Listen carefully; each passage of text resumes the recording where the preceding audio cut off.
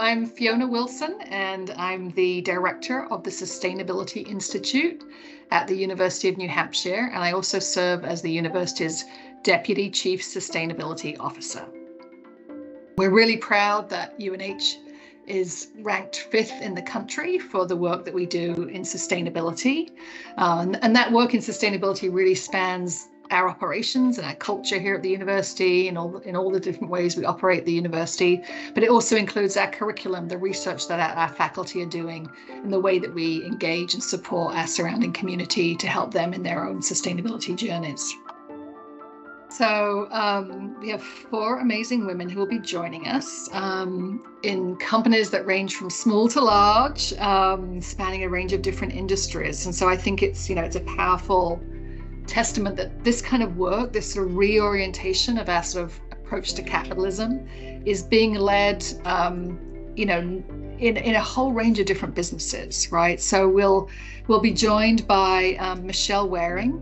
She's the steward for sustainability and everyday good at Tom's of Maine.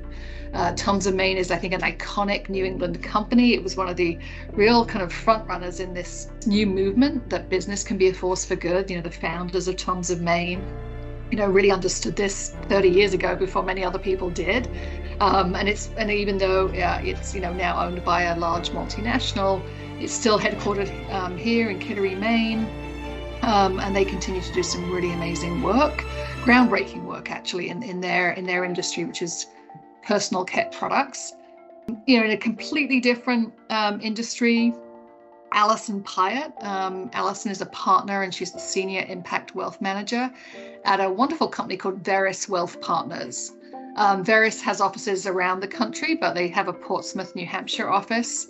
And they were a firm that was started again with an intention to be different, right? They work with individuals and help individuals manage their investments. They really help people think about how to grow and protect their assets, but to do it in a way that is not divorced from their values and their interest in sustainability. So it's not just about how do we just maximize investment returns. It's really about how can we do that in a way that also is contributing to a healthier, more just planet. We also will be joined by Zoe Croft. Zoe is the sales director at one of my favorite companies right now. It's called Atlantic Sea Farms. It's a relatively new company based up in Maine, and they are really pioneering the aquaculture industry around growing and farming seaweed. Right, seaweed is an incredible product from a health perspective. Many of us would benefit of having it in our diets, but it also has really powerful properties for carbon sequestration in the fight against the climate crisis. And it's also about creating economic opportunity. And then last but no means least, we're going to be joined by Margo Walsh. Margo is, what I would say I describe as a social entrepreneur. She's an incredible visionary. She is the founder and CEO of an organization called MaineWorks.